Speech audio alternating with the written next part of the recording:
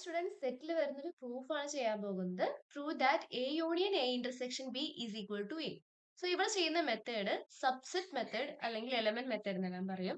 So ചെയ്യുന്നത് എന്തെന്ന് വെച്ചാൽ ഈ രണ്ട് സെറ്റില് ഓരോന്നിന്റെ സബ്സെറ്റ് ആണ് പ്രൂവ് ചെയ്യണം. That means A union A intersection B ഈ സബ്സെറ്റ് ഓഫ് എ എന്നും A subset of A union A intersection B എന്നും പ്രൂവ് ചെയ്ത് കഴിഞ്ഞാൽ നമുക്ക് ഡയറക്റ്റ് ആയിട്ട് എന്ത് പറയാം? A union A intersection B is equal to A എന്ന് പറയാം. സോ ഫസ്റ്റ് കേസ് നോക്കാം നമുക്ക് ആദ്യം. സോ കേസ് 1 പ്രൂവ് ചെയ്യാനായിട്ട് if you take an element x belongs to this set, we have to prove that element also in A. So first x belongs to A union A intersection B. So ഒരു element ഈ ഒരു set എടുത്തു കഴിഞ്ഞാൽ union by the definition of union അത് എയിലോ അല്ലെങ്കിൽ A intersection ബിയിലോ exist ചെയ്യണമെന്നാണ് meaning. So X belongs to A or X belongs to A intersection B.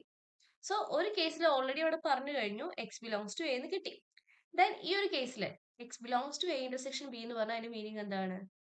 X എയിലും എക്സിസ്റ്റ് ചെയ്യുന്നുണ്ട്, എക്സ് ബിയിലും എക്സിസ്റ്റ് ചെയ്യുന്നുണ്ട്. സോ ഇവിടെ നമുക്ക് എന്ത് കിട്ടി? X belongs to A. So start ചെയ്ത് എവിടെ നിന്നായിരുന്നു? ഇപ്പൊ നമുക്ക് എന്ത് കിട്ടി? That X belongs to A. So ഈ കണ്ടീഷൻ സാറ്റിസ്ഫൈ ചെയ്യുന്നുണ്ട്. So the next one, A എന്ന് പറഞ്ഞ സെറ്റിൽ നിന്ന് ഒരു എക്സ് എലമെന്റ് എടുക്കുകയാണെങ്കിൽ ആ എയുടെ കൂടെ ഏത് സെറ്റ് നമ്മൾ യൂണിയൻ ചെയ്താലും അത് എന്തായിരിക്കും? By the definition of union ആ സെറ്റിലും എക്സ് എക്സിസ്റ്റ് ചെയ്യും. So X belongs to A union A intersection B.